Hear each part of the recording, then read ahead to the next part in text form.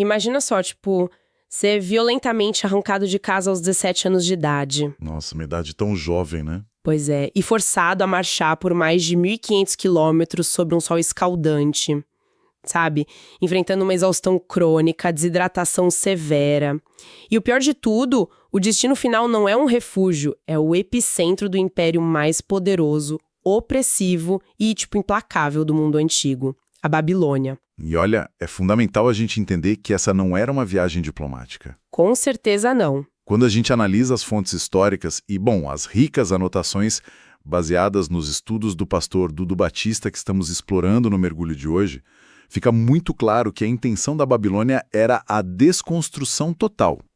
Aquele jovem que fez essa marcha como um despojo de guerra, tipo como escravo mesmo, ele entrava num sistema milimetricamente desenhado para esmagar identidades. Exato. E o nosso objetivo com essa análise aprofundada hoje é justamente desvendar a estrutura interna, né?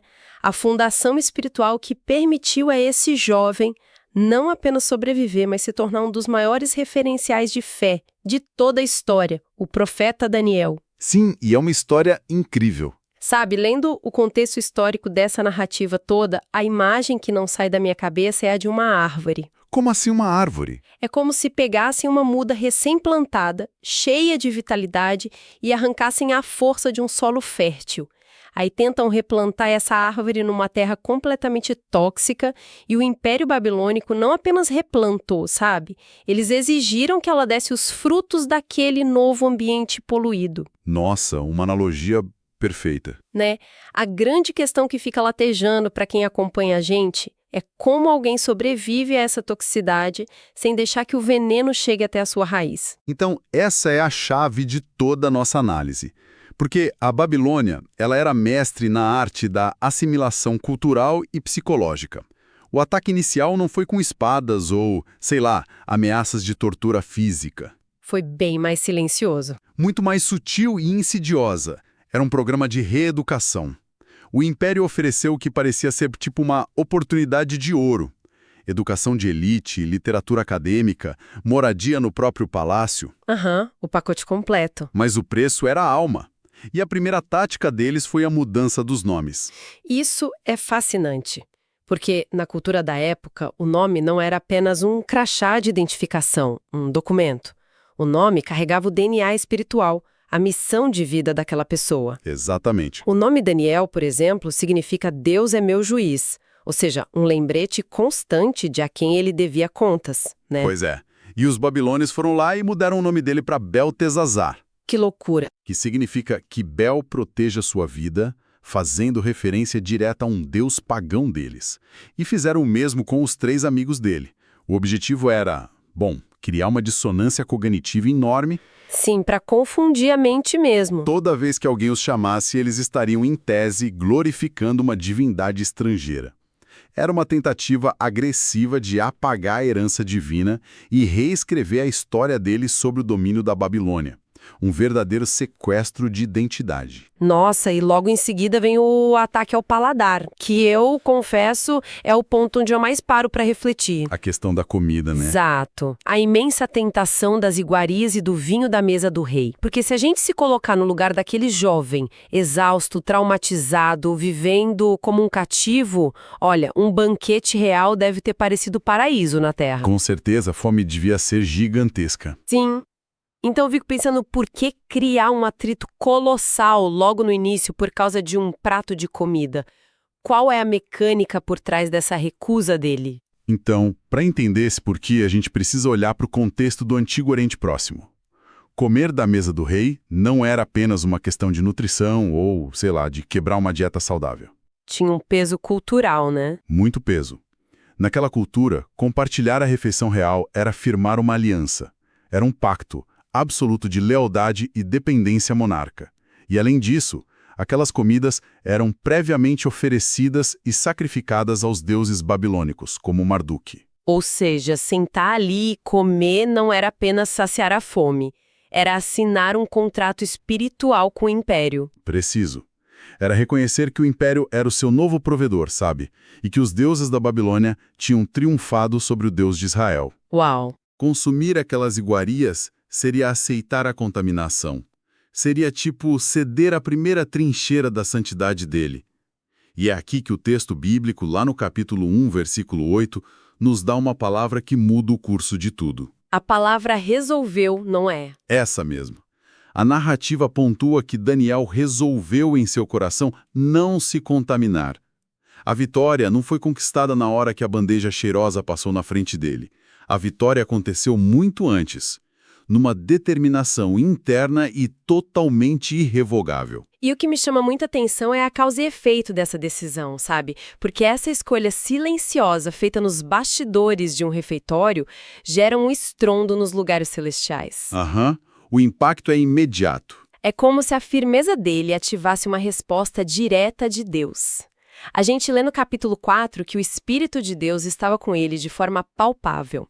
E nos versículos 17 e 20 do primeiro capítulo, a gente vê a consequência prática: sonhos. É a recompensa pela integridade nas pequenas coisas. E olha, se a gente trouxer essa lógica para o contexto atual, a pressão do mundo opera através do mesmíssimo mecanismo. Como assim? A Babilônia de hoje não tenta fazer exatamente isso com a gente. Mudar a forma como nós nos identificamos e alterar os nossos apetites espirituais. Nossa, com certeza. O sistema oferece essas iguarias culturais, tipo distrações, filosofias vazias, validação social em redes sociais, tudo para nos anestesiar e nos afastar do Senhor. A tática de sedução e assimilação simplesmente não mudou. É uma verdade dura, mas necessária. E a firmeza do Daniel nesse primeiro teste de assimilação é o que cria musculatura espiritual para o que vem a seguir. Porque o nível de dificuldade sobe bastante. Sobe e muito. Porque logo a situação deixa de ser uma questão de o que comer e escala para uma crise de terror absoluto. A gente entra no capítulo 2 com o que deve ser o maior pesadelo político e corporativo de toda a história antiga. O sonho do rei Nabucodonosor. Exato. O rei tem um sonho muito perturbador, mas ele toma uma atitude que, olha, beira a insanidade. Ele não conta o sonho para pedir a interpretação, ele exige que os sábios adivinhem o que ele sonhou. É uma demanda humanamente impossível. Ninguém no mundo faria isso. Ninguém. E a lógica do rei, por mais tirânica e louca que pareça, ela tinha um propósito ali. Ele sabia que se contasse o sonho, os sábios, que eram tipo especialistas em astrologia e artes ocultas, eles poderiam facilmente inventar uma interpretação genérica só para bajular o rei. Faz sentido. Uma enrolação, né? Exato. Ao exigir que eles revelassem o sonho primeiro, ele estava testando a verdadeira fonte de poder daquela galera. E quando os sábios admitem que apenas os deuses, que não habitam entre os mortais, poderiam fazer um negócio desses, o rei tem um ataque de fúria. E a consequência é brutal. Sim. Ele decreta a execução sumária de toda a classe de conselheiros da Babilônia, o que, obviamente, inclui o jovem Daniel. De empatia.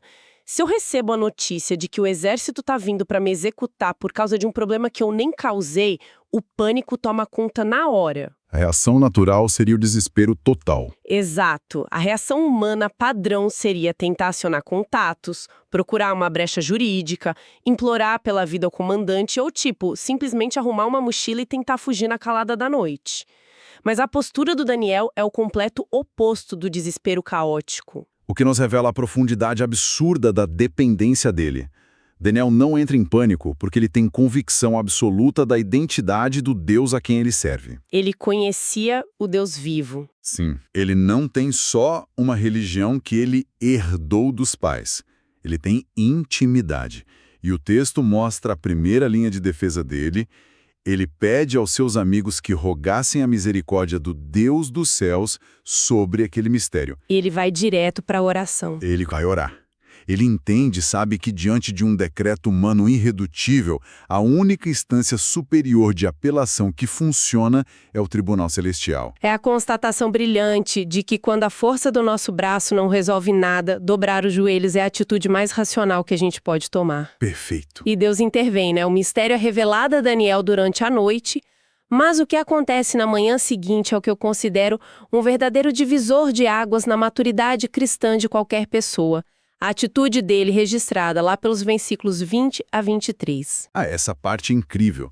Porque antes de sair correndo para o palácio para salvar a própria pele, ou antes de usar aquela revelação incrível para ganhar status com o rei, Daniel simplesmente para tudo. Ele freia o desespero. E faz uma oração de louvor e adoração. Ele compõe um cântico maravilhoso, reconhecendo a soberania de Deus, agradecendo pela sabedoria e pelo poder que pertencem exclusivamente ao Senhor. Eu acho isso de uma elegância espiritual assim absurda, porque sejamos muito francos aqui, nós seres humanos somos mestres em orar com lágrimas e desespero no momento da crise. Mas no minuto em que o alívio chega, a gente pega o milagre, guarda no bolso e esquece completamente de quem enviou. É a triste realidade humana, né? Daniel nos constrange com essa atitude. Ele não apenas extrai a bênção de Deus, ele devolve a glória a Deus. É o entendimento maturo de que a oração não é um botão de emergência num painel de controle, sabe? É um ambiente de relacionamento contínuo. Exato, um estilo de vida. E com isso ele salva a si mesmo, salva seus amigos e acaba salvando a vida de todos os sábios pagãos que iriam direto para a forca. Essa competência divina o projeta para uma posição de altíssimo governo no império. Mas o sucesso sustentado num ambiente corrompido, tipo a Babilônia, costuma gerar um subproduto extremamente perigoso. A inveja institucional, né? A inveja mortal. E isso nos conduz para a fase mais madura e talvez a mais perigosa de toda a vida dele. O tempo passa, décadas se passam, impérios inteiros desmoronam, a Babilônia cai para os medos e persas. Uma mudança política gigantesca. Mas Daniel permanece inabalável na alta administração. E o capítulo 6 faz questão de frisar por que ele incomodava tanta gente.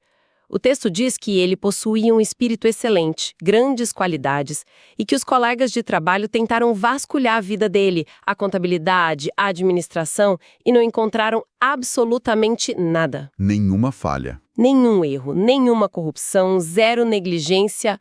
E num ambiente de poder político absoluto, ser incorruptível é praticamente uma afronta aos outros. Com certeza, ele atrapalhava os negócios deles. A integridade do Daniel provavelmente travava os esquemas de enriquecimento ilícito dos outros 120 sátrapas e supervisores do reino. Faz todo sentido. Como eles não conseguiam achar uma falha de caráter ou um escândalo público na vida dele, eles entenderam que a única forma de derrubar o Daniel era criando um atrito direto entre a lei do Estado e a devoção religiosa dele. O famoso decreto da Cova dos Leões. Exatamente.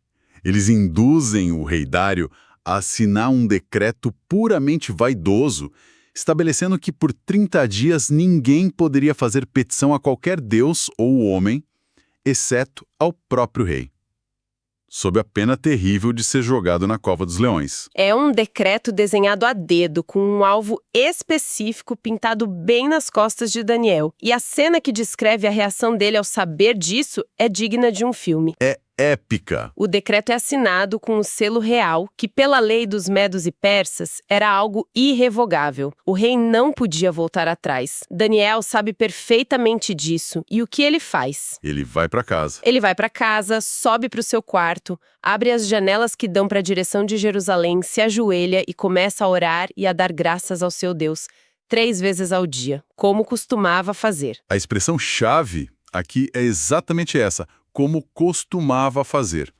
O decreto não alterou a rotina dele em absolutamente nada. Nem para mais, nem para menos. A oração dele não era reativa ao medo da morte.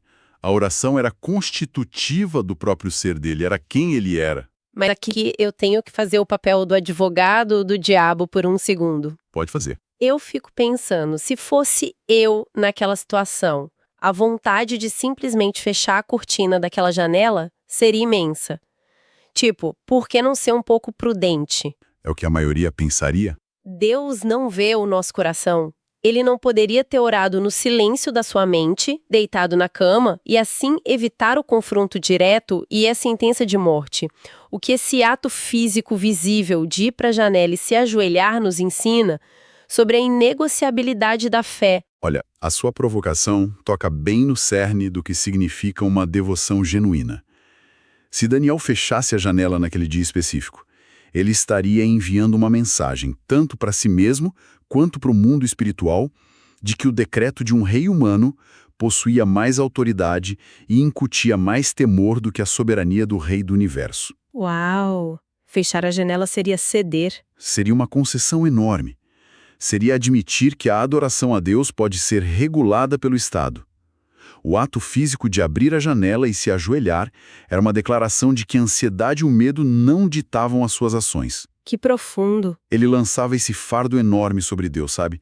A constância dele trocava o peso daquela sentença letal pela leveza de uma confiança plena. E é por ter esse nível de fidelidade não negociável que os anjos, lá nos capítulos posteriores, o declaram como um homem muito amado no céu. Nossa, é de tirar o fôlego perceber que a estrutura desse homem, que governou impérios sem sequer empunhar uma espada, foi forjada no silêncio do seu quarto.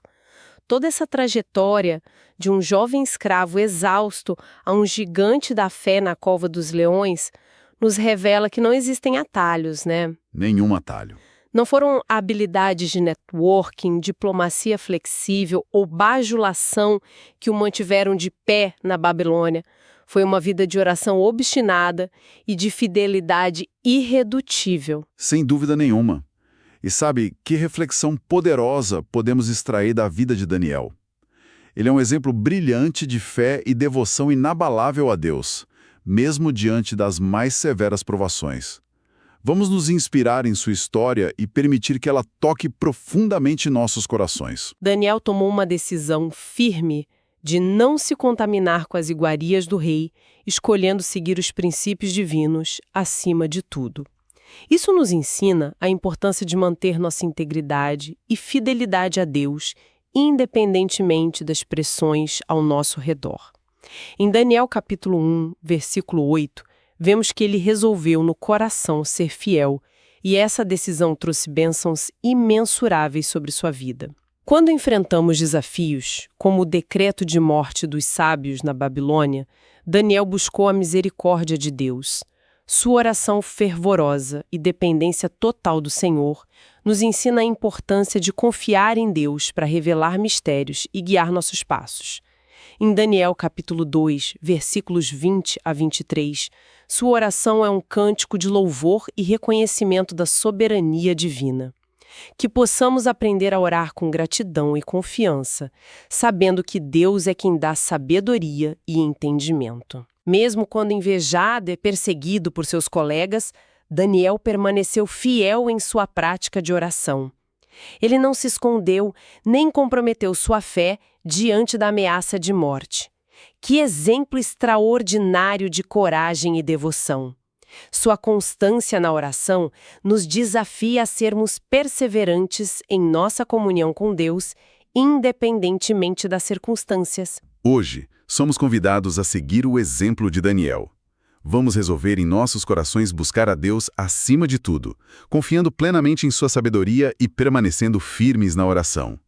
Que nossa vida seja um testemunho vivo do poder transformador da fé inabalável em Deus. Assim como Daniel foi muito amado pelo céu, também podemos ser amados e usados por Deus para cumprir seus propósitos aqui na terra. Que tal dedicarmos alguns momentos agora para orar? Peçamos ao Senhor que nos dê força para sermos fiéis como Daniel, coragem para enfrentar os desafios com confiança nele e um coração sempre grato pela sua presença constante em nossas vidas. Amém. Com os corações abastecidos por essa profundidade toda, a gente faz um apelo muito prático a quem está acompanhando esse nosso mergulho. Compartilhe essa reflexão. Pense em alguém do seu convívio que está enfrentando a pressão do mundo neste exato momento, sabe? Alguém que precisa ter a raiz fortalecida contra as adversidades. Envie essa análise adiante. Nós precisamos espalhar essa firmeza. E para continuar refletindo, mesmo após a gente encerrar essa exploração de hoje, nós deixamos um último detalhe sobre aquela cena emocionante da oração. O texto diz que Daniel orava com o rosto voltado para Jerusalém. Sim, as janelas abertas para o lado da cidade. Mas se a gente pensar bem, a cidade física de Jerusalém e o magnífico templo de Salomão, para onde ele olhava, estavam completamente destruídos naquela época. Queimados, reduzidos a cinzas, pelos mesmos opressores que o prenderam e o levaram cativo. Nossa, isso é profundamente tocante. Porque enquanto os olhos físicos dele miravam apenas os escombros e a destruição lá no horizonte, a atitude diária de se ajoelhar estava operando um milagre interno, invisível. Um milagre silencioso. Sem perceber, a constância da oração de Daniel estava erguendo dentro do próprio peito um templo espiritual totalmente indestrutível. Um lugar sagrado que o império não podia tocar, que o fogo não podia queimar e que cova nenhuma, cheia de leões ou não, poderia destruir. A árvore foi plantada em solo tóxico, é verdade. Mas ela descobriu que poderia buscar sua nutrição diretamente do céu. Que mensagem! Fiquem firmes.